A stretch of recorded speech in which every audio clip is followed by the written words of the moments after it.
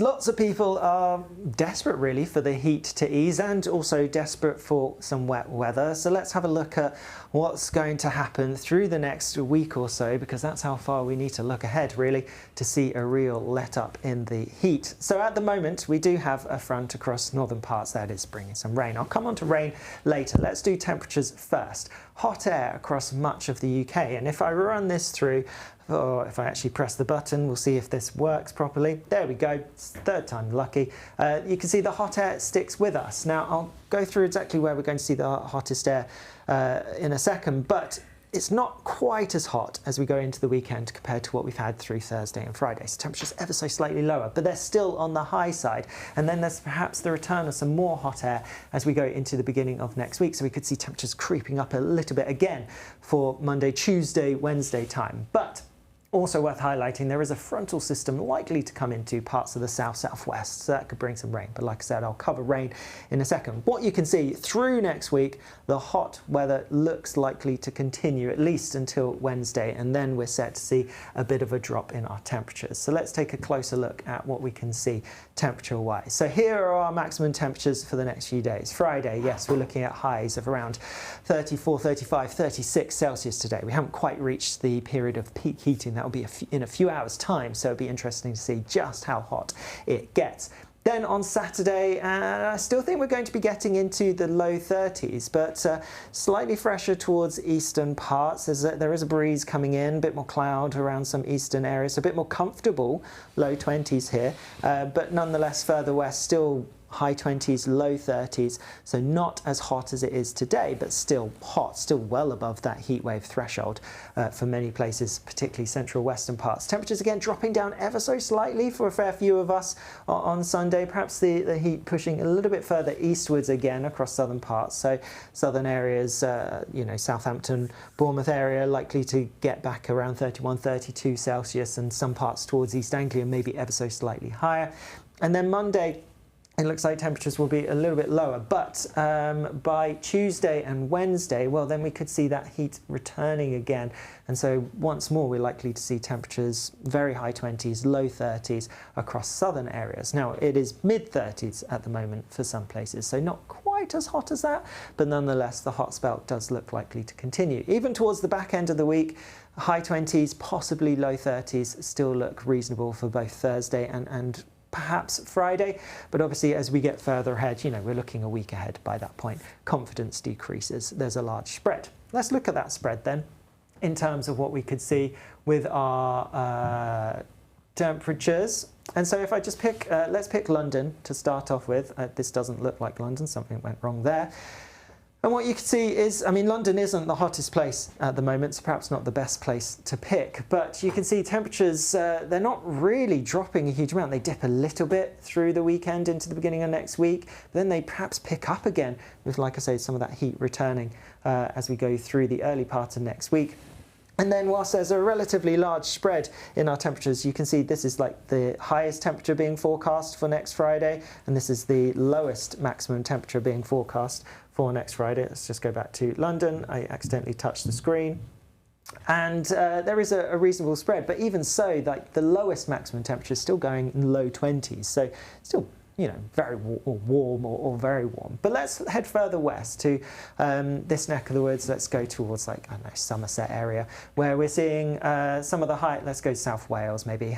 Here's where we're seeing the highest temperatures through today. So we have, you know, greatest chance of getting into the mid 30s. And again, there's a bit of a drop, but it's not huge. We're still looking at high 20s as our maximum temperatures, quite likely through the weekend and into the beginning of next week. And then thereafter, well, a bit of a spread, but reasonable chance that they could pick up again. And even if they don't pick up, they're probably not going to drop a huge amount, at least until the very end of the week and the weekend, when there are signs of something a little bit fresher. Let's look further north, because I don't want to leave Scotland out. I'm not really sure what's going on with the temperatures. Sometimes they're picking out random places. And actually across northern parts, well, whilst temperatures are dropping a little bit through the weekend and into early next week, there are signs that things could be a little bit hotter than they have been for much of this week, or at least at the moment, through the middle to end of next week. Big spread though.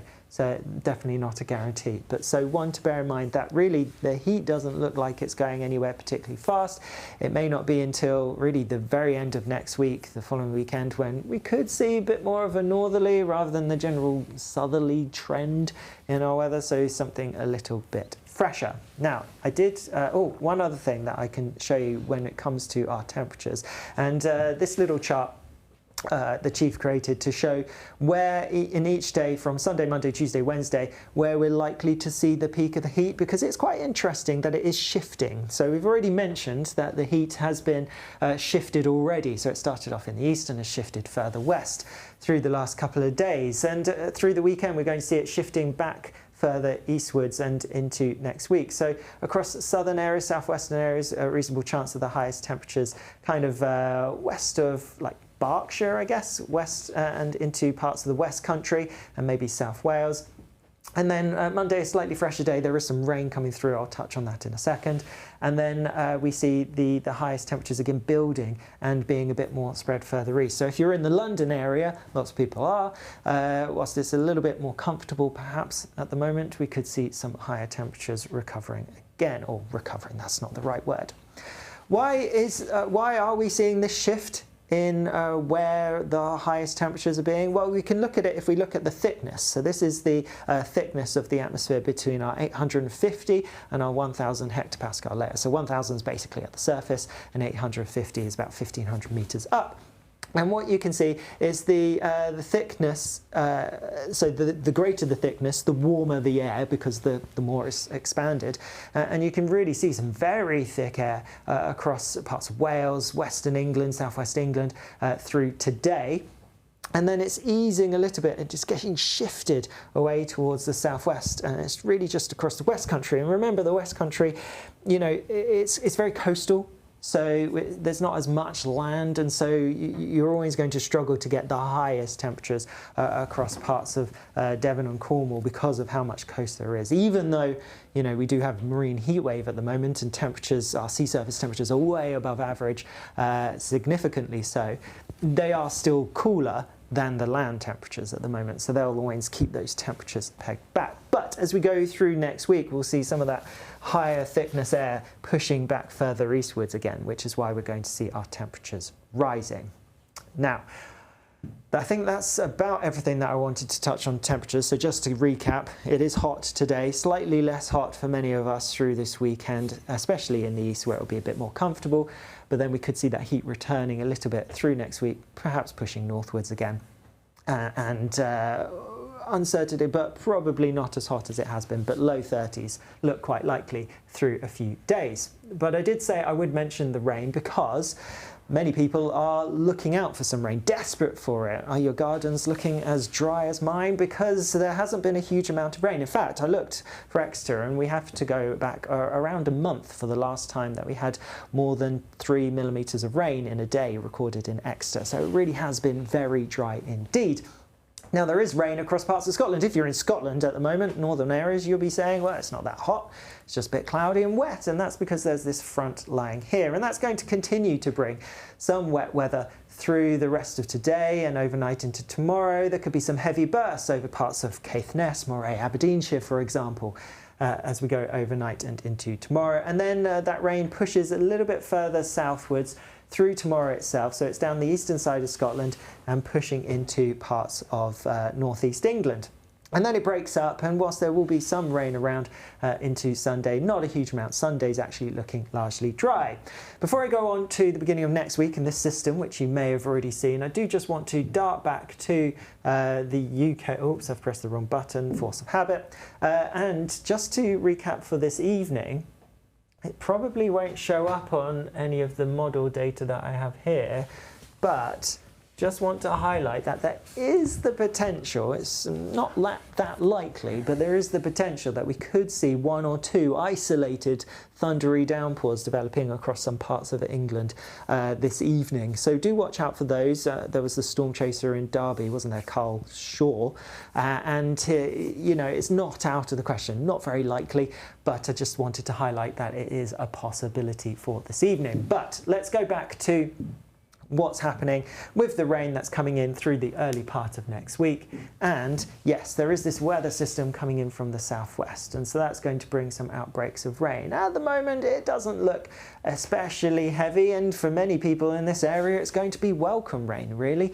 And it's going to give a little bit of a let up in the heat, in as much as it's still going to be very warm with the weather system that's coming through. But you know, when it's cloudy, when it's raining, it's going to feel, if anything, a little bit more pleasant, I guess. It depends on your point of view when it comes to the hot weather. But yes, that comes through, and then that pushes its way northeastwards across parts of this has decided to take a breather, so we'll move away from that. But yeah, it pushes its way northeastwards across central southern parts of England and Wales through the early days of next week. Exactly how far north it pushes, well, that's a little bit uncertain. If we compare a couple of model runs, and I forgot to label these, so I'm putting my trust, I think it's this one. Oh, everything's decided to take a little bit of a breather. But what this one would show, if you could see it, would be the fact that the different model runs are showing ever so slightly different things in as much as to how far northeast that rain's going to be pushing next week. The Met Office model pushes it more into parts of the Midlands, whereas the European and also the American model, they keep it a little bit further towards the southwest. So if you are desperate for some rain, I think the southwest, good chance of getting some, but further north and east, less likely compared to, yeah, in the southwest. But it depends on which model. There we go, that wasn't even the chart that I wanted to show, but better late than never. And then, well, so we've talked about the temperatures, talked about the rain, but one thing that I didn't mention is the records that we have already exceeded. So we talked obviously through May and through June with the exceptional heat that we had in both those months. Both May and June's all-time maximum temperature records were exceeded earlier this year, so exceptionally hot spells. This heat wave is slightly different. It's not as exceptionally hot, it's nowhere near as humid, so it's way more comfortable, but it has still been record-breaking. That's because yesterday we got to 35 Celsius, 35.5 I think was the highest temperature, and that made it the third month this year where we have seen temperatures in the UK in excess of 35 Celsius. That has never happened before. We've never had 3 months within a year where each of them have recorded temperatures above 35 Celsius. So pretty extraordinary. Now yesterday, because we got above 34 Celsius, also meant that it was the 8th day this year where we've had temperatures equaling or above 34 Celsius, which beats the previous record of 7 days set in back in 1976 and also 2020. And if we get above 35 Celsius today, which is quite likely, then that will be the 6th day where we've had temperatures above 35 Celsius, and that's the most that we've seen as well, again exceeding the previous record in 1976 and 2020. And it's not likely, but it's definitely not out of the question that we could get above 36 Celsius today, which would be the 4th day this year where we've seen temperatures that high after the 3 days back in June. And if that happens, then that will also be a new record for the most number of days above 36 Celsius within a year. And we're not even halfway through summer yet. So there's still the potential for those records to be broken again as we go through later July and perhaps into August. There is a lot of summer left to come. Now, one last thing before I go, I just want to highlight that there is an elevated wildfire risk at the moment with the dry weather, with the warm weather, and also a bit of a breeze. Particularly good, or good's not the right word, but the ingredients that can cause wildfires to be worse than normal. So an elevated risk. Now, here at the Met Office, we work with various other government parties and provide weather details for providing information about wildfire potential. There is the Fire Service Index, or Fire Severity Index, pardon me, the FSI. And that isn't a guide as to whether or not a wildfire is likely or not, but it gives a guide as to whether or not if a wildfire was to start, then as to how bad and how long-lasting, how widespread it would be. And with the dry weather, the hot weather, and also a bit of a breeze, we do have the potential for some significant wildfires, and it's worth highlighting that the majority of wildfires in the UK